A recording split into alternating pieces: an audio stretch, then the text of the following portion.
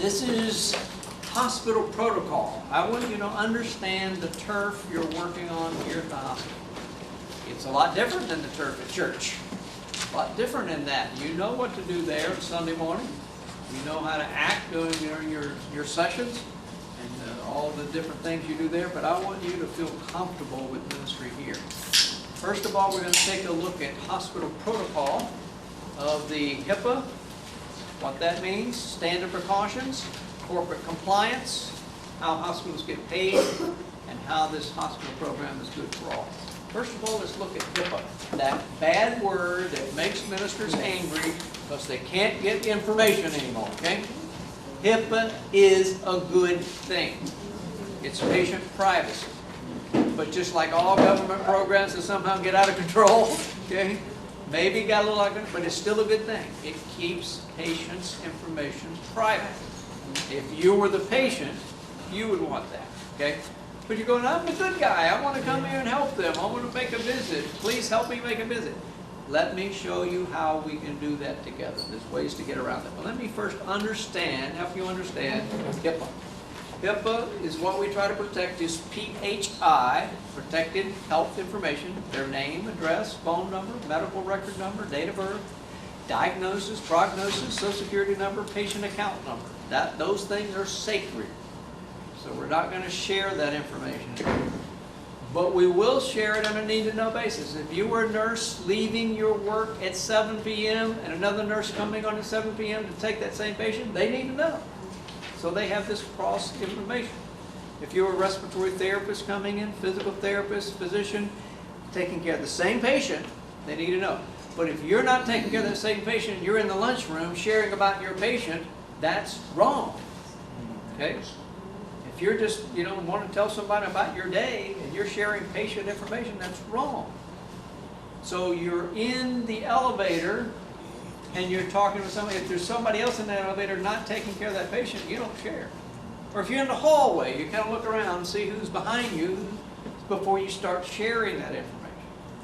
I know there's a lot of doctors who talk loud, so that the patient in the next bed hears too much. Patient down the hall, I know, but that's not your problem. Your problem is to share and keep that quiet. And so they need to know, what if you had a chaplain going to take care of that patient? And you're sharing with that chaplain because they're going to go see them later today or tomorrow. That's okay. They need to know. But there's some things they don't need to know.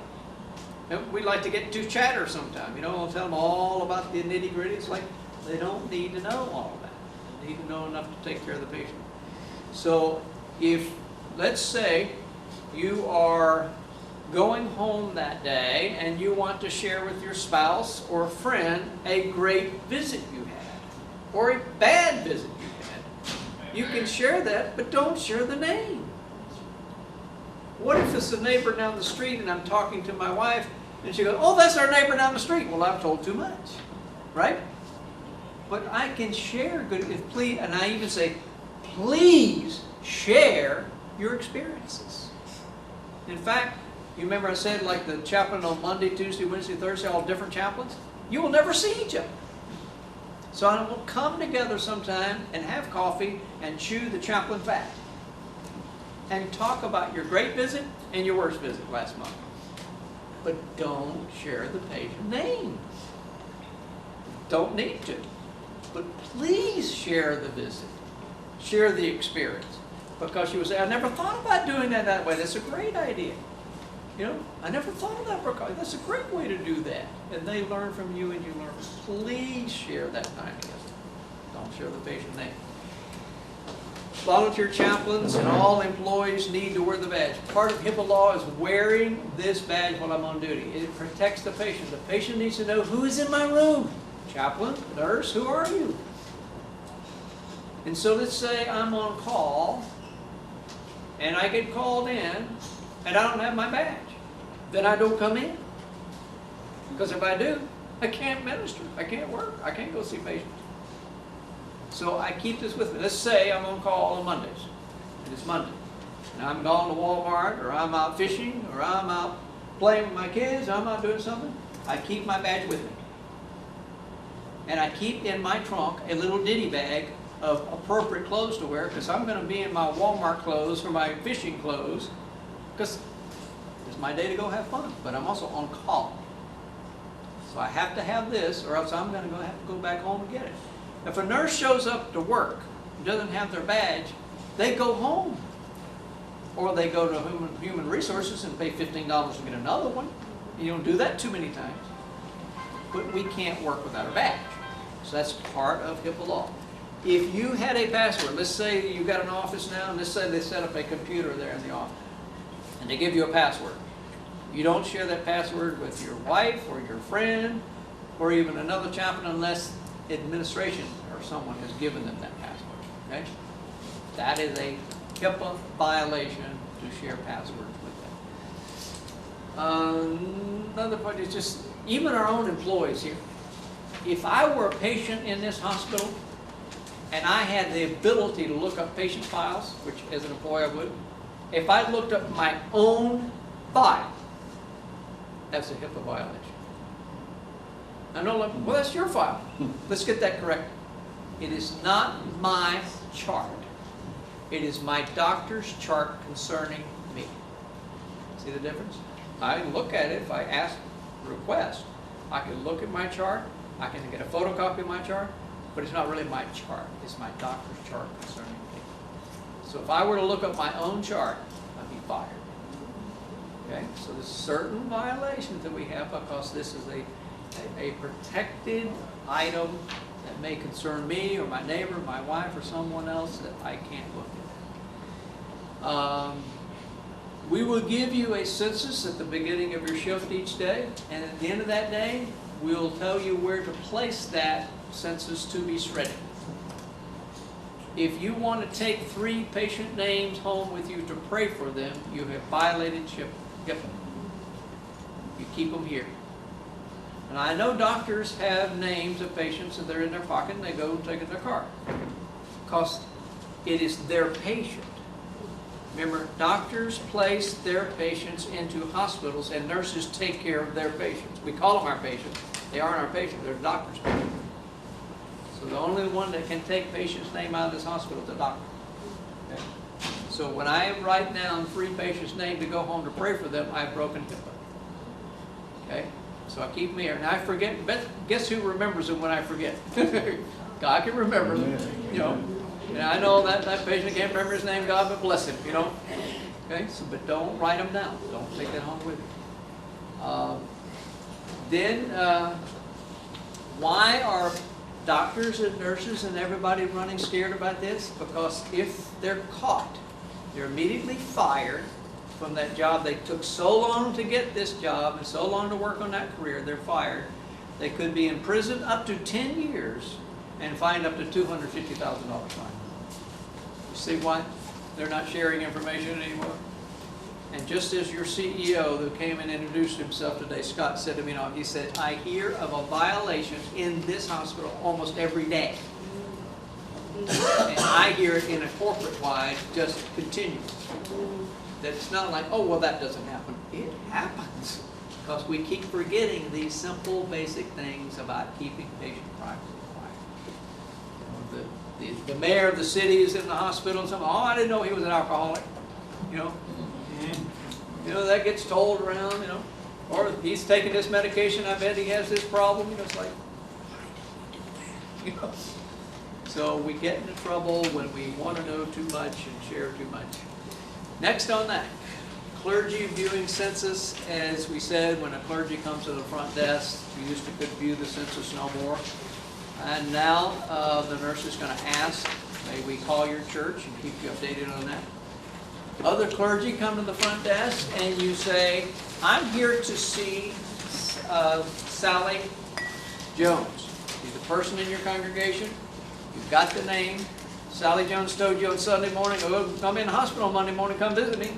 Monday morning you show up, you come to the front desk, I want to see Sally Jones. You don't have a Sally Jones. Oh, I know she's here. Just even called her husband this morning. They're on their way here. Her real name is Sarah Jones. That's her given name. Everybody knows her Sally Jones. You know, one of those events. But you don't know Sarah. You've never heard Sarah. So you come to the desk with Sally, and they're not going to go, oh, well, we have a Sarah Jones. Could it be her? That would be a violation of HIPAA because it may not be her. So you go, but I'm the nice guy. I'm just the minister here trying to do my job. Please help me. And we're going, well, please understand us, that we just can't give out names. So we're going to try to give you your denominational list, and maybe they're on there. We're going to even call the church, to make sure that you get called. And ask your people, please, if you're going to the hospital, let us know your real name. I know you go by your middle name, but your first name is what we're going to connect you with. So understand us, our protocol, what we have to work with, and we can help you. Then the patients are, when they're first admitted to the hospital, the nurse asks them, if somebody were to call the hospital asking about you, patient information, we'll give that to them if you give us a patient code or patient number. So let's say they go, oh, my cat's name is Fluffy. That's my code. And so we say to the patient, if you want the people up north and the people here locally to call in information, get information, then you tell them. So if they tell their grandmother and their mother and their sister and their brother, any parts of the world, and they call in, or even tell the minister. So if you, the minister, get to hear this code and you call in, hey, I want to talk about Sally Jones. Okay. What's the patient code? Oh, Fluffy. Okay. Here's what's going on in her life. Okay. That's how you do it. But if your people, your members, don't want you to know that name, then they won't tell you that. And so we're back to, okay, patient, tell me what's going on. Tell me what's up. But that is a way to get information if they give it. Okay? Another way is if the clergy may want to become the power of attorney. Now the power of attorney in most states is just for banking. Just to pay their bills, buy them a car, stuff like that. But the healthcare surrogate is for making medical decisions. So the hospital won't care if you're the power of attorney. They go, but are you the medical healthcare surrogate? You, the pastor, can become a healthcare surrogate for your members of your church. But understand, if you do, you might be making some do not resuscitate order decisions or removal of life support decisions. I'm not saying don't do that. Just understand, if you become the spokesperson, the surrogate for someone in your congregation, you become the healthcare surrogate, you might be making some of those difficult decisions one day. Okay? So you say, well, I'm just doing it so I can get medical information. Well, yeah, you'll get medical information, but there's a price tag. I'm not saying don't do it, but understand the price tag. The court might appoint you as the proxy for a certain patient. So understand the part of that. But there's some new way that's coming called the HIPAA release form. All hospitals don't have this yet. This is a new way coming throughout America, a form that doesn't have to do with removal of life support. It just has to do with release of medical information. So if the patient signs you, one of those persons, to receive that, then you can call the hospital and go, hey, I'm Pastor so-and-so. Here's my HIPAA release form from this patient. May I have information? And they will. So those are some loopholes to get by this HIPAA thing. It's not illegal. It's legal. It's the method to use. But understand some precautions with that. You may or may not want to do that. All ministers who are ordained have an implied sacred trust. The state statutes in your states will say something like this, that because you're an ordained minister, you may hear confession. It's like a priest hears confession. You as a minister hears confession. Somebody may be confessing, I feel like killing somebody. I feel like suicide. I feel so depressed, I'm going to take my life. They may be giving you some confession. Certain states, and I want you to find out from your state. I'm not the expert on every state. I know Florida law, but I don't know your state. Certain states say that you can never tell what they tell you. You must keep it as a sacred trust, and no court of law can pull it out of you. Other states say, well, if it's a minor or a senior or a person of special needs, then you must report because they're unable to take care of themselves. So I want you to know your state. maybe somebody has a little information from that, have already studied up on that, can tell you from Mississippi the way that is. But you know your state. Now here's the distinction I want to make for you.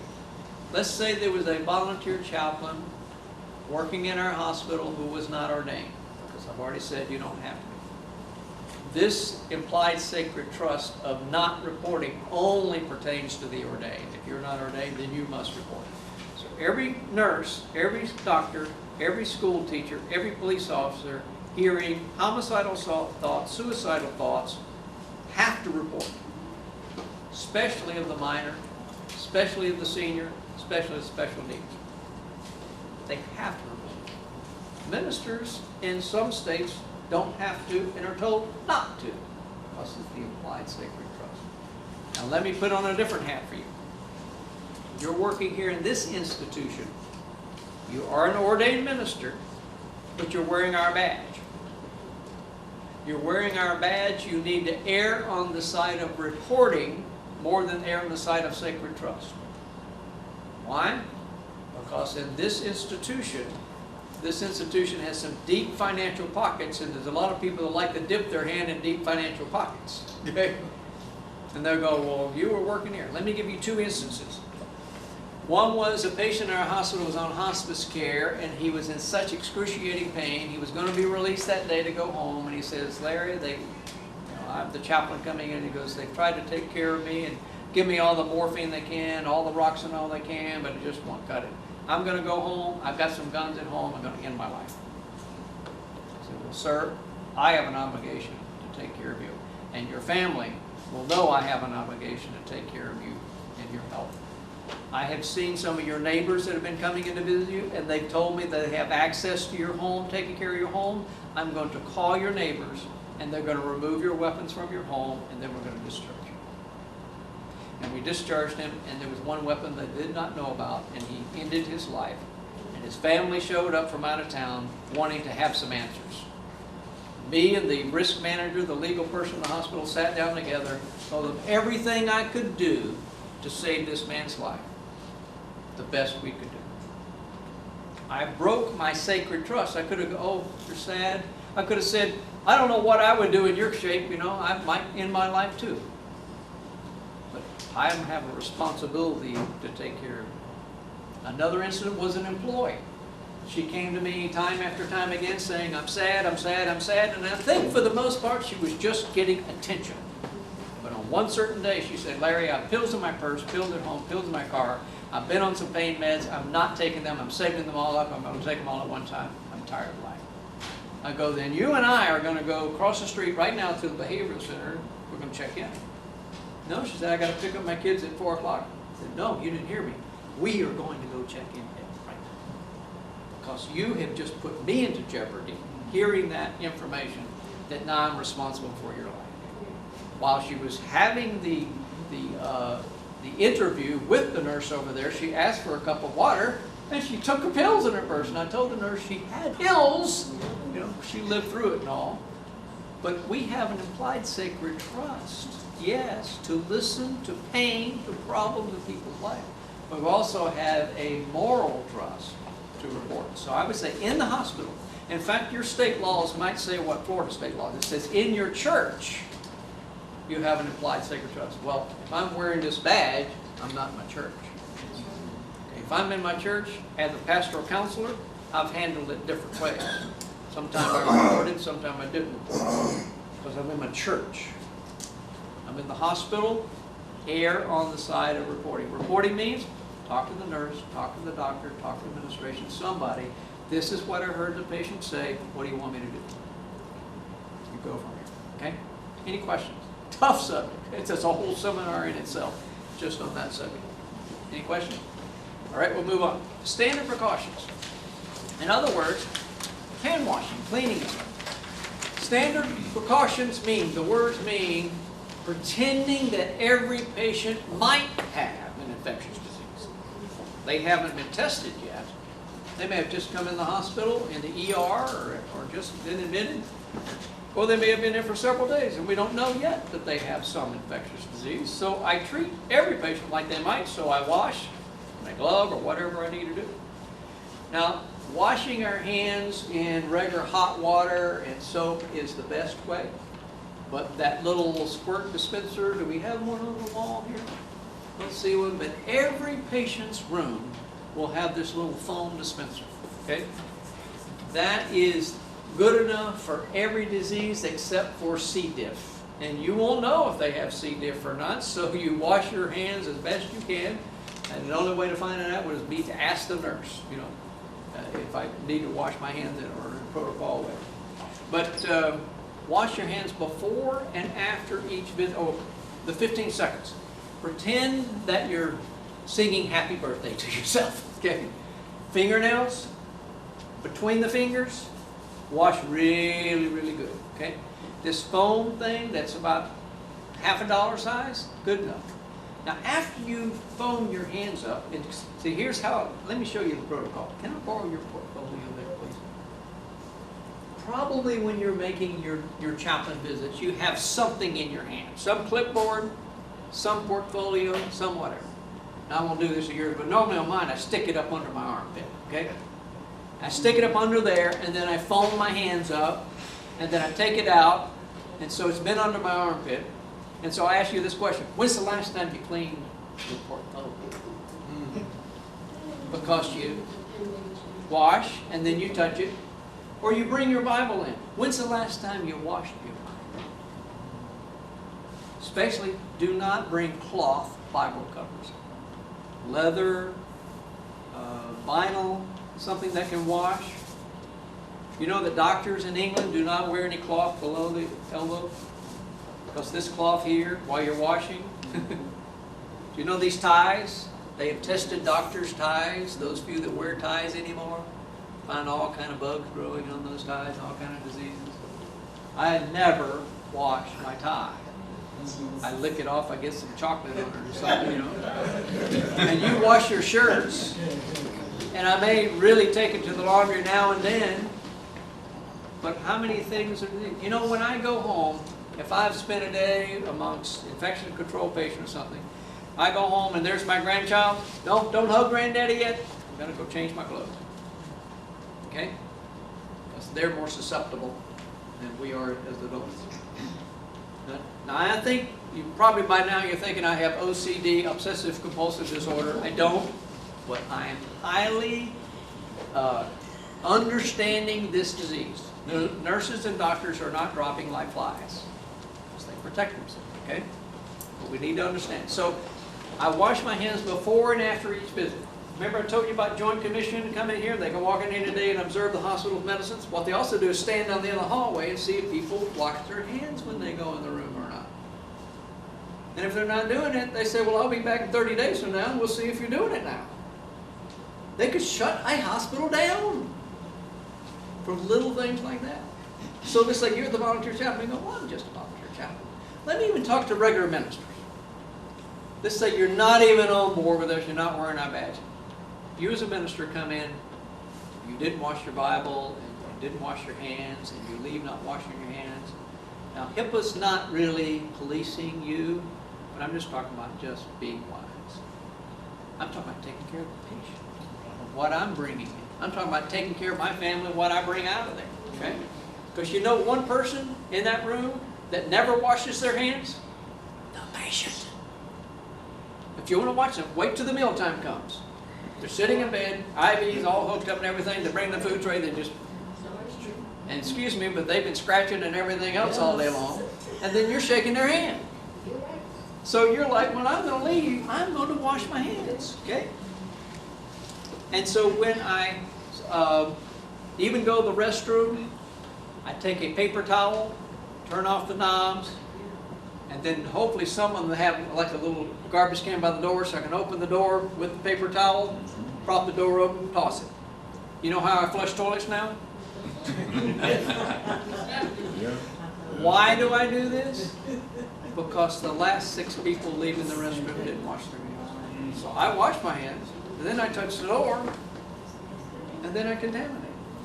And then I go visit a patient, and then they get MRSA or staph or VRE or any of these bugs, and you go, I bet the doctor didn't wash their hands.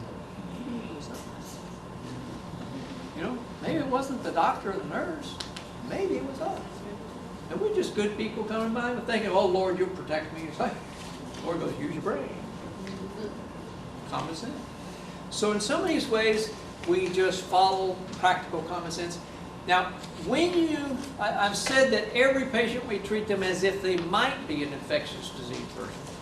But then you're going to go to some rooms and you're going to see this metal apparatus shelf hanging on the door with gloves and masks and gowns. When you see that metal thing hanging on the door, you're going to go, now they know this patient's infectious disease. The other patients didn't have it, we don't know yet, so we still wash, for sure.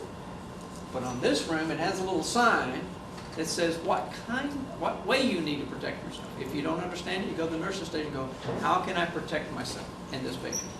They may go, well, you need a gown or glove or mask or whatever you need to do. If you need to do all that on, I would put the gown on first, the harder to put the thing on first. Then I would put the mask on and then the gloves, because it's hard to put the gown and mask on with gloves. It's just kind of the order.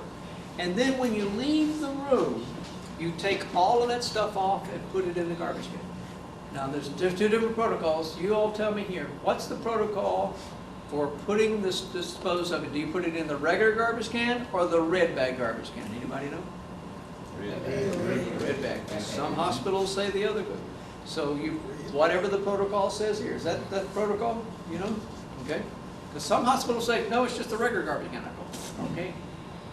But here's what you don't do. I don't wear this garb, glove, mask, gowns out of the room, go down to the men's restroom, take it off. I've contaminated the hall. Okay? So I put it in the garbage can there in the room, and that protection stays there in the room. Next is stay home if you're sick. I'm going to talk about some yucky things. If you have colored mucus, diarrhea, coughing, fever, infected wounds, stay home. Oh, but this is my day to volunteer and I want to be a nice little Christian and help people out. It's like, stay home. You might make them worse, okay?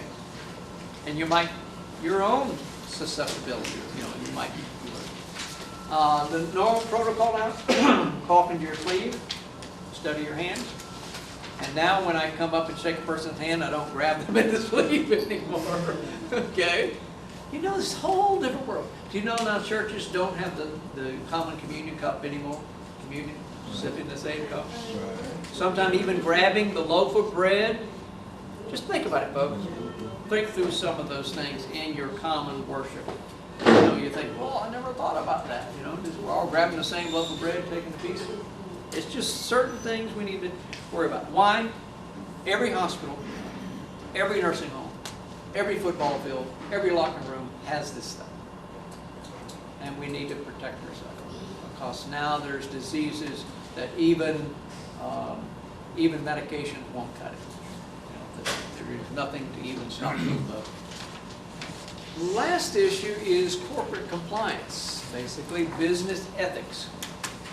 What we basically want to worry about is that we are personally profiting from something related to the medical field. What if I or a family member had co-ownership with a pharmacy, a funeral home, a doctor's establishment or something, and I or my family made money from that? And so when I'm in a patient's room, I go, you need to go to this funeral home. Well, this is a good pharmacy. Well, that's a great doctor. You know, choose this. And I'm making money from that. That's corporate compliance violation. That's soliciting. So we don't name those preferences of that. So let's say a patient has died and the family's making a decision for a funeral home. I would give them a list of every funeral home in their area. Okay? And if they choose mine that I'm connected with, no big deal. I didn't push it. I didn't name it. If somebody needed a pharmacy, you know, where's the closest pharmacy? Happens to be the one I'm connected with. Well, here's 3 pharmacies in the area. Okay? Same thing we talk about picking a church. It's just kind of, we're not soliciting. We're not naming our favorite. Nor would we put the star by it or the skull and crossbones by it. It's just none of those preferences.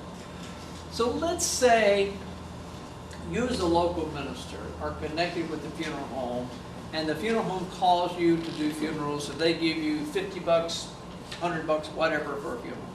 And you're with a family, and they don't know of a certain funeral home, and they choose a certain funeral home, and when they get to that funeral home, they go, well, you at this hospital here? Yeah. Well, do you know Larry Pope? Well, yeah, he was our chaplain there.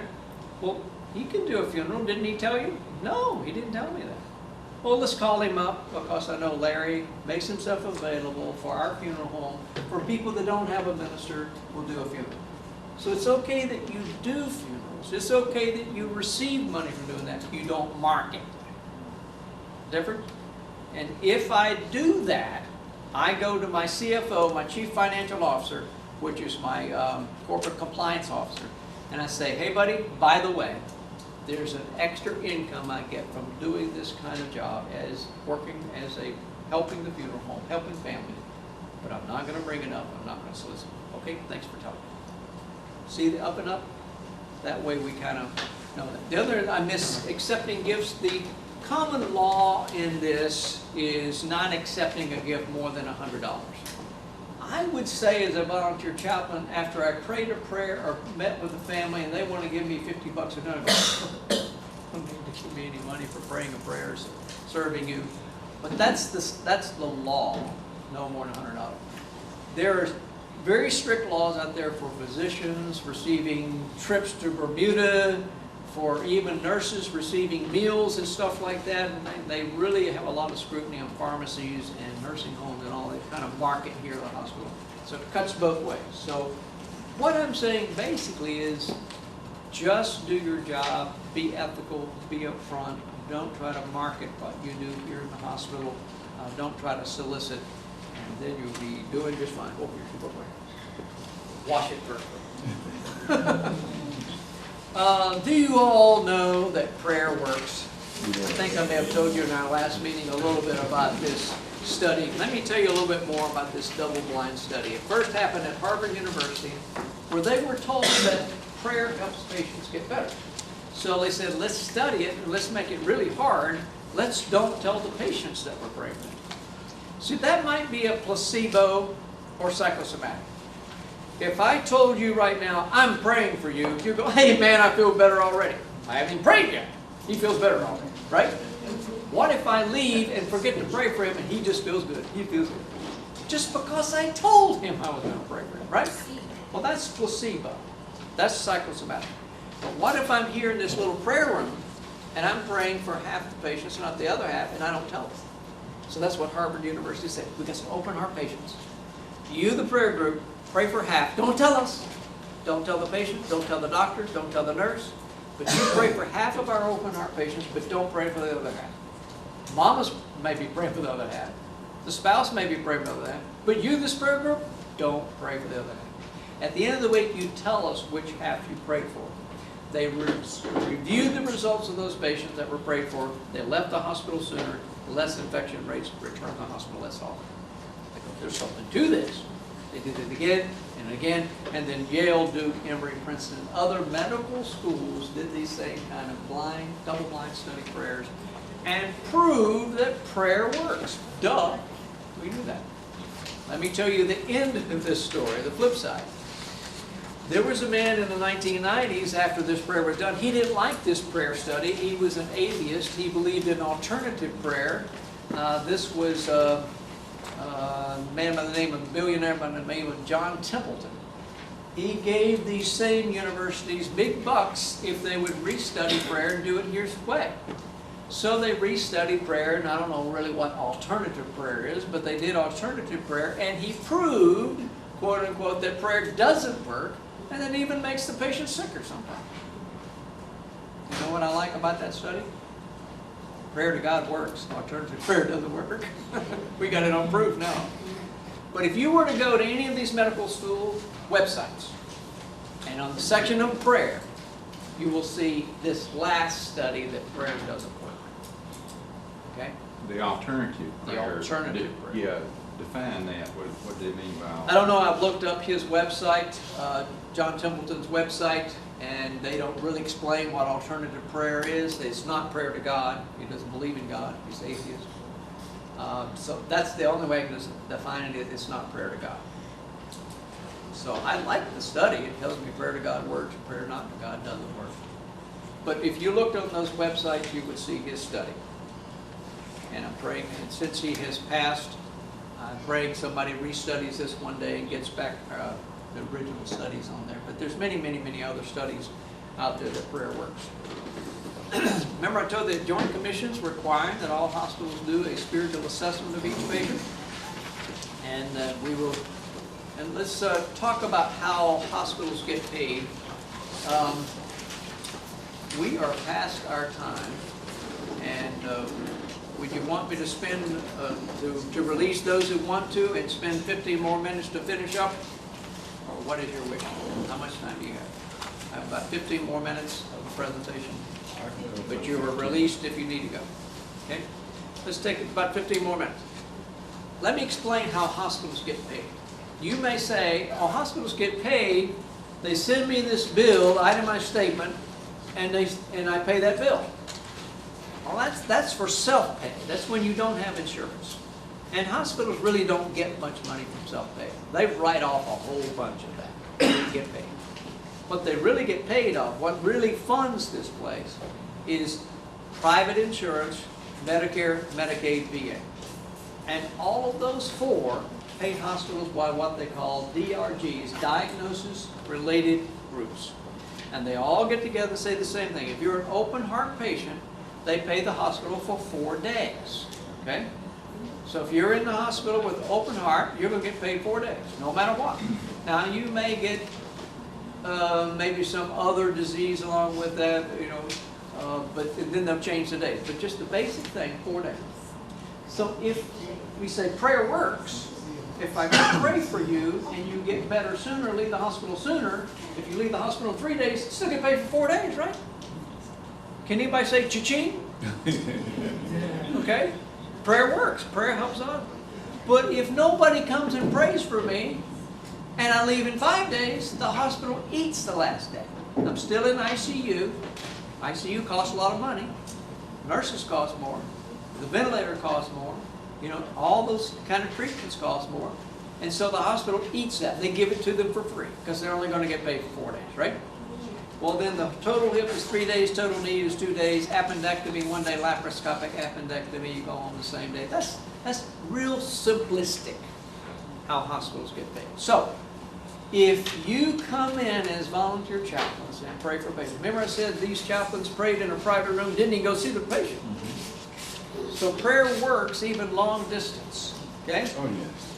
You know, that even that not even short, you can do that from your homes, from your church offices, pray for the patients here. Then as you show up in a ministry of presence, and then if you say some right things and do some right things, the patients get a lot better, so that helps the hospital. They make money by you coming here. You go, oh, wow, that makes me feel better about my job. I thought I was kind of slipping in, sneaking in and doing my own. It's a good thing. Now, hospitals didn't know that till I came and told them that. They didn't know that you were good for them that way, you know. So it's my job to help come to CEOs and CFOs and say, do you know spiritual care is a benefit to you? In fact, that's how I marketed this to my corporate boss.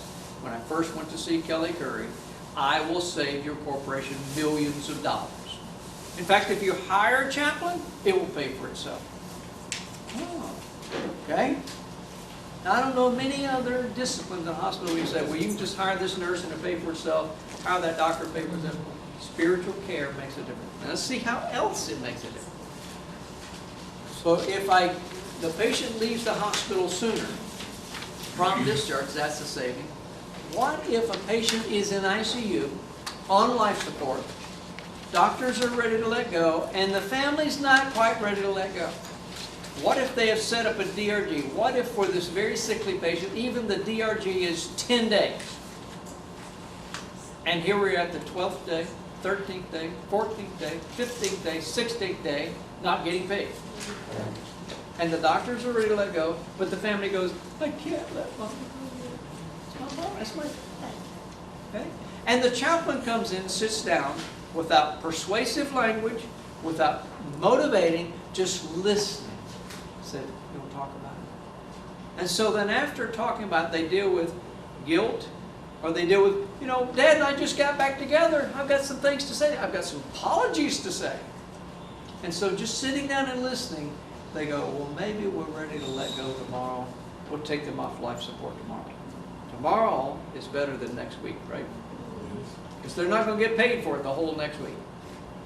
So if you come and talk with patients and families and help them work through these issues, that saves the hospital money. Let's see what else. What if a family, there happens to be a problem surgery? There has to be a poor outcome. There's a mistake or a problem going on in surgery. You know, doctors make mistakes. The best of doctors make mistakes. Here is the family with the yellow pages open to attorneys. You as a chaplain walk in and go, hi, how are you? I'm the chaplain. They go, man, we're so bad at this hospital. This doctor made mistakes. I can't believe it. Let it happen. They're ready to sue everybody. And you just pull up a chair and listen. And when you leave, what does the family say? All we wanted was somebody to listen. Administrators came in, we knew they were up to something. Doctors came in, oh, they were protecting somebody. Nurses came in, they were just protecting their license. Chaplain came in, well, maybe they were just listening. And so they close the yellow pages and decide that doctors make mistakes like anybody else does. And they go, well, we just wanted somebody to listen. That's how you can save hospital money. Next is coaching staff. Remember I said we talk to staff 2 minutes, 12 minutes in the hallway? I've had managers call me, Larry, you got to come talk to my employee. They're here, but they're not here. They're not functioning. Come talk with them, and at the end of that, send them home or get them straight. So I sit and talk with them, give a number to put a phone call, refer them to a counselor, sit there, listen a while, pray with them a while, and they're like, I'm good. Thanks. So they go back and give better patient care, right? Before, they weren't with the program. But after we get done with this little 2 minutes or 12 minutes, they're back giving better care to their patients. Is that good? That's good. That's profitable to hospital. Next, if you want to look at this whole program to see how it's good for you, the volunteer chaplain. It connects you with your local community. Before you got involved in this, you were just in your four walls of your church, and that's basically what you do of your community. You rarely got out. People come to you for counseling. They come to your church to worship. They come for counseling. They come for problems. You just sit in your four walls and wait for them to come. Now you're out in your community. You're connecting. You're understanding the hospital. You're understanding what's going on in this community. So it helps you broaden your perspective. If prayer works, it's good for the patient. They go home earlier. They have less infections. They get through tough times. They get discharged earlier. It's good for the staff. They get to do their job better. They get to talk with somebody. They get to find some help. And it's good for the hospital. They make money by earlier discharge. They make money by timely withdrawal. They make money by increasing employee productivity. They save money by lessening litigation. These, in many different ways, we can help the hospital. Here's some quick qualities of a chaplain. I won't read those, but I'll just say we're looking for good people. I haven't spotted one person in this room that doesn't meet those qualities. No, we don't meet them to perfection, or I couldn't be a chaplain. Okay? But this is what we're looking for. You know why we have such high standards? Because you demand it. Have you ever been in a volunteer group where there was a sour apple? And then you left the group because you go, well, I don't want to be identified with that. If they're a chaplain and I'm a chaplain, I'm going to be identified with what they do. So you want us to be tough in selection.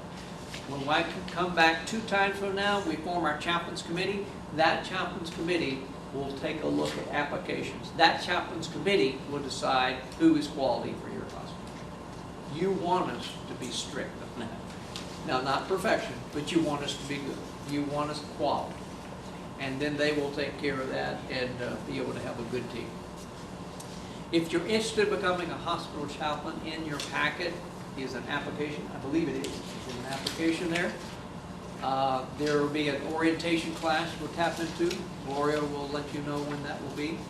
Everybody, every employee in the hospital, every volunteer gets a TB, BPD test, and even annually we got one. will be a background check and drug screening check, and then you'll get a badge, and then you'll get an orientation to the chaplain's office and area and what we do, like that. Then I will come back and the next time do an end-of-life issues date. We picked that date already. Monitor Chaplains Committee, and we will review some policies and procedures. So today, if you will do, there's called a self-evaluation. If you'll take that home with you and evaluate yourself as a chaplain. Some areas, it'll be just kind of a recap of what we've done today. Then if you will fill out your certificate, or did you do that, Gloria? I did. Okay, she's got your certificate filled out. Be sure you signed in over there. And please fill out an evaluation for me to grow and learn. I honestly go back to my laptop presentation every night and review it and update it because you give me ideas. So let me know how I can help. So I put you all to sleep. Try to keep you awake for this afternoon. May I pray a prayer of blessing upon you, and you fill out your evaluations and send you on your way as you need to. Let's pray together. Lord, I thank you for being here. This ministry, Lord, really is all about you. It's about people that you care about that are sickly and hurting and afraid, and we know your heart hurts for them. Thank you for your call to this ministry. We consider it an honor to be able to be a part of this. So thank you, Lord, you're going to work through us. Give us your empowerment, give your strength. Thank you for these people here, for this hospital that has opened their doors and blessed them to come in. So thank you for what you're going to do for them to enrich their hospital and their patients. In Jesus' name, amen. Thank you.